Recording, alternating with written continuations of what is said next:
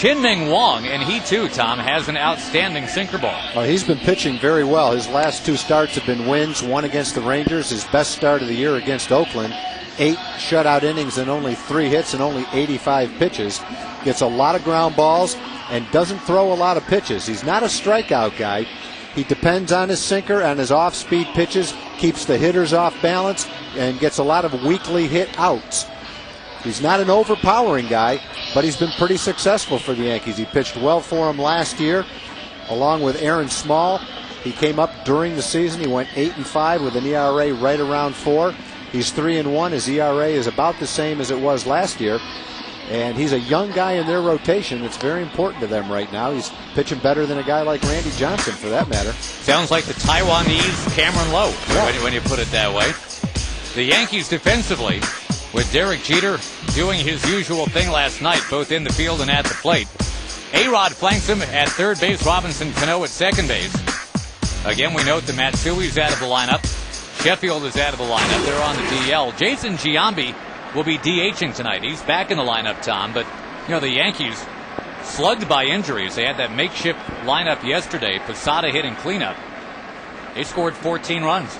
I just hope the ball bounces toward Andy Phillips the same way it bounced toward Tex last night. The Rangers will have a couple of extra men on base because of it. You know, it's funny. Eric Nadel and I were talking about this as well. That, you know, with literally 18, 20, 22 different storylines in that game last night, the most tidy way to sum it up is there were 2 bad hops over there for Mark Teixeira, and that was really the difference in the game. Well, in the 7th and 9th inning, Johnny Damon led off both innings with ground balls to first. They each took funny hops, especially the last one. And instead of 2 outs to lead off an inning, Damon gets on and they score in each inning. Gary Matthews Jr. grounding out. And, you know, I think the other interesting thing, just going back to yesterday, Tom, regarding Matthews, think about how well he hit that ball in the 9th inning, trying to make it from 13 to 12 to 14 or 15 to 12. Hit it rock solid, but with the infield in, Robbie Cano ranged over, made a stab of the ball, and kept it 13 to 12, which ended up being, again, a big difference in the game. It's tough to hit a ball hard against Mariano Rivera, and when you've got the infield in like that, you know all you've got to do is hit it and find a hole. You've got a couple of RBIs. And Gary hit a pretty tough pitch, that cutter down and in, and hit it right on the good part of the bat. Unfortunately, hit it right at Cano. Well, the kind of game where you just find yourself searching for the right descriptive word, and I think Mr. Nadel probably had the best one. Astounding. Just an astounding ball game yesterday. The first ever 14-13 final at this stadium, including football. Remember, they used to play NFL games here. Boy, you would have thought for sure they had a football game 14-13. Nope, not according to the stats folks that track that stuff.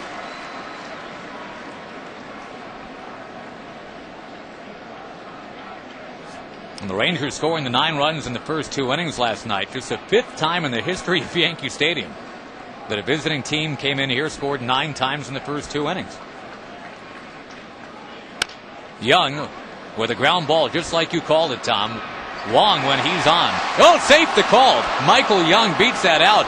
Maybe Phillips coming off the bag or juggling it. I think what happened was Cano fielded it close to Phillips and had to flip it. And I think the speed he flipped it at Phillips surprised Phillips. It handcuffed him. Instead of having his glove out to catch it, he's got his hands in because it fooled him. And it pops out of his glove. He juggles it. And Michael's safe at first on the error. Yep, E3. That little juggle right there, that's what they called. But the ball off the bat of Michael Young, I think, speaks to what you were mentioning off the top regarding Chien-Ming Wang. Now, he will get you to just kind of roll the ball weakly into the infield. He doesn't give you many good pitches to hit. That was a slider to Michael. With 2 strikes, you have to guard the plate. And it was a slider probably a couple inches outside. And to guard the plate, you have to reach for it. And when you reach for it, it's hard to really hit it that hard. And that's Wang's game. Don't throw it down the middle of the plate. Mix it up, hit the corners. He's doing a pretty good job of it. Mark Teixeira had a couple of hits against Chien-Ming Wang a week and a half ago back in Arlington.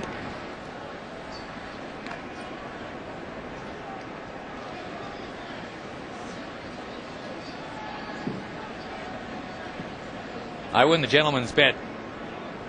You called him Wang first. I'll do it at some point, too. It's hard not to. Well, it's W-A-N-G. Why do they spell it W-O-N-G? Because that would be Wong. The Wong spelling? White. One of 3 Taiwanese major leaguers.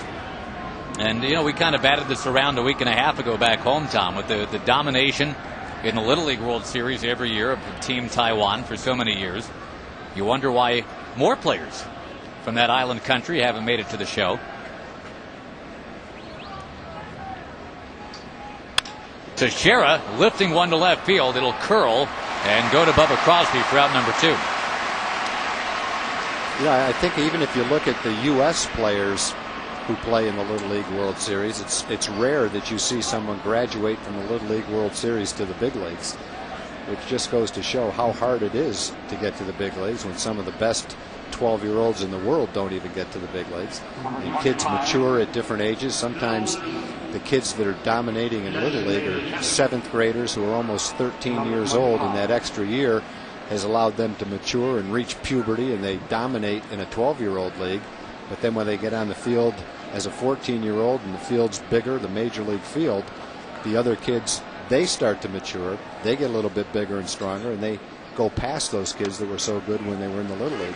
There's a strike to Nevin. It's interesting to have this conversation here because you might remember a kid named Danny Almonte a few years ago who everybody said looked 14 instead of 12, and turns out he sure was. Yeah, now that was a different story. He dominated because he was too old. And now he's dominating for real in high school ball here in New York City. He's supposed to be an outstanding professional prospect. Even though he was 14 years old, which is a huge advantage, 2 years at that age, with all the difference in the world. Watching him pitch, he was a very stylish pitcher with good pitching mechanics. And you had a feeling he would become a pretty good pitcher. I don't know exactly where he'll be drafted or if he'll be drafted, but he's got some pretty gaudy statistics in high school. Nevin wraps one out of play. Yeah, the Rangers actually have had a couple players who played in the Little League World Series. Wilson Alvarez, Ed Vosberg both did it. And we've seen Sean Burroughs, the son of Jeff Burroughs, this year playing for Tampa Bay. He had that great run with the Long Beach team several years ago.